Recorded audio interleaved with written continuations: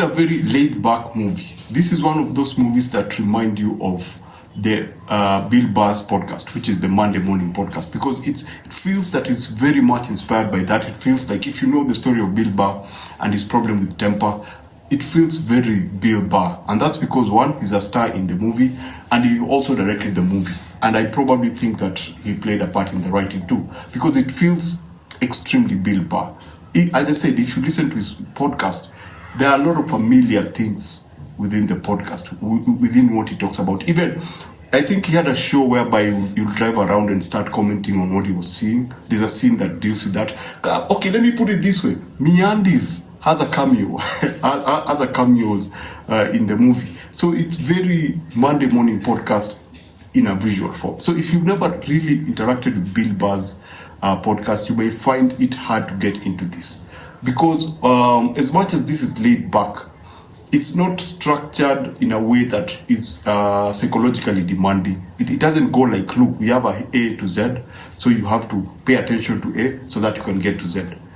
It focuses a lot on family and, again, temper, but a lot on family and relationships. So we have the main character, Jack, who has... he is from a different generation, and, the world is changing. And so he has a wife, he has a kid, and expecting one more kid. And so we have him go through the challenges of having his kid join, is it called kindergarten? Yes, and then he has a problem with the principal or the head of that kindergarten, and he has to behave in a certain way so that, something can happen. And so apart from that, then we have his friends who also have their own issues. There is Mike, who is the cool black friend who looks like he has his life together. His kids are grown, he has a younger girlfriend, but now things are complicated. The guy had a vasectomy, and somehow the girlfriend is pregnant. So he's afraid of going back into that. Then we have the other friend. It's called Brody, who has an issue, who has a very interesting wife. I wouldn't call her the best mom because of what we see her teach her kids and the kind of person that she is. Brody is terrorized by the wife. He's so afraid of the wife that his life is in shambles. So we put it this way. And now things become complicated when the three of them sell out their business that they've grown over the years to a group of a millennial who doesn't really care about the old people. He just comes in and just fires them, And so now we get to follow them go through all these challenges. And as I say, it's very laid back. The comedy is there. There's some super comedic moment. One that immediately comes to my head is No Cap. I think that was one of the moments that I just spit take. It caught me off guard. Then there is a Bill Burr.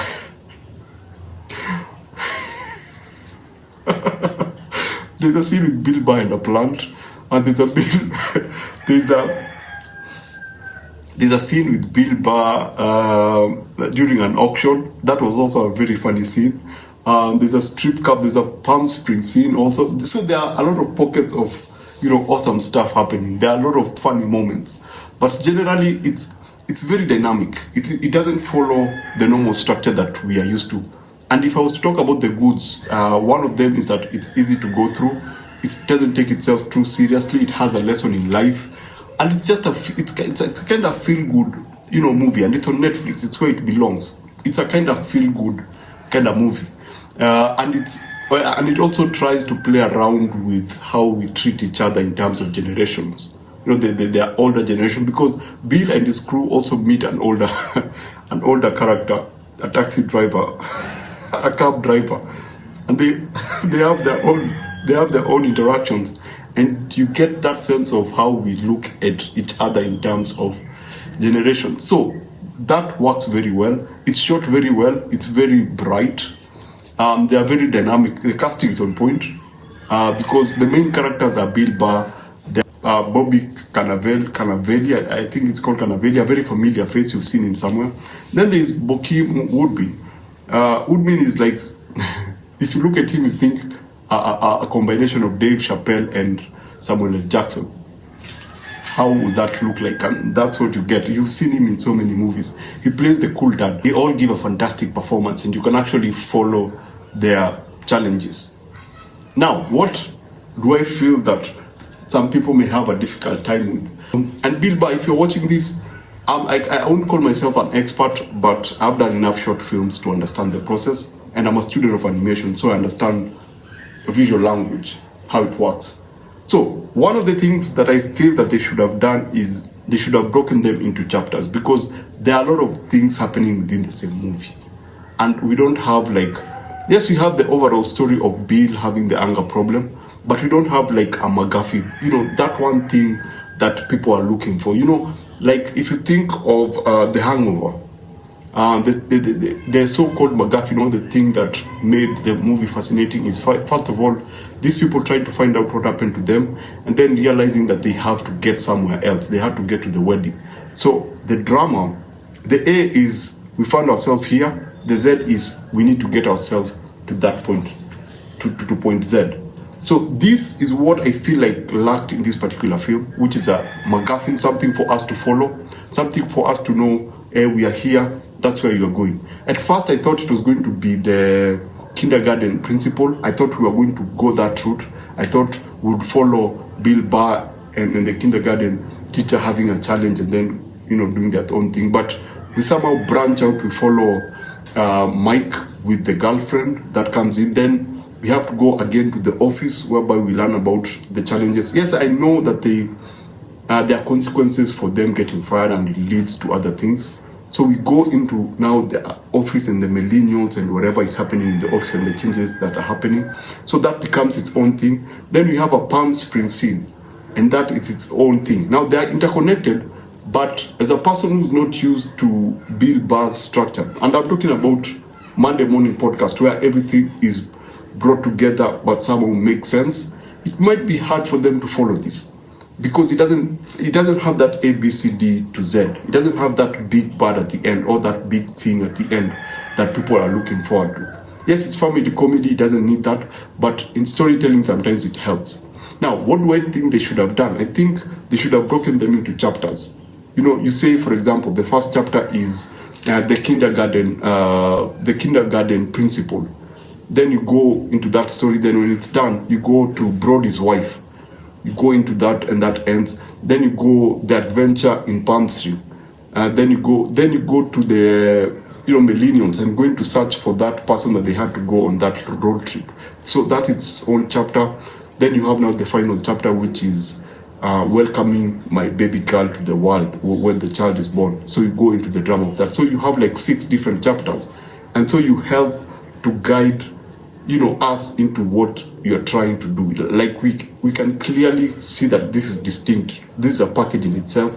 This is a different package, and then it all comes together on the last chapter, which is either the hospital or how my baby girl came to the world. So I think that's what they should have done. So basically that's what I thought was a bit of a challenge, but generally it's a very easy watch. It's a very easy and fun watch. It's a very interesting take on Bill Burr. I like Bill Burr. Bill Burr is awesome. Bill Burr is one of the realest comedians that we have. He doesn't have to put on a persona in order for us to appreciate who he is. He is who he is, and he totally embraces it, and he brings it out in his work. If you've seen Immoral Campus, you know what I mean. Immoral Campus is an anthology that he narrates, and it's one of the best things that I've ever seen. It's pretty funny, but as I said about structure, that has a structure. There's an end. When the end happens, you can now connect into everything that happened. It feels like a proper Z. It feels like, everything that happened was leading up to, this step that he was making. There was a reason behind that. There was this overall arc that was guiding the story. So yeah, that's basically it. If you're thinking about, if I was to give this out of 5, I would give this a 4 out of 5. If you are into Monday Morning Podcast, this will be a blast. If you've never really interacted with Bill Burr and you don't understand his style of comedy, you probably see a 3.5 out of 5. Just be patient with this. Don't take it too seriously. Don't wait to be made to laugh. Just chill out and enjoy watching Bill Burr and his friends go through a few challenges. And so, yeah, it's a movie that I would recommend. It's a movie that I'll recommend during Saturday evening, Friday evening, or Sunday morning or evening. So basically that's it. Thanks for watching. You can watch my review on Loki episode 3, and remember to always watch what you enjoy and enjoy what you watch, and I shall see you on the next one.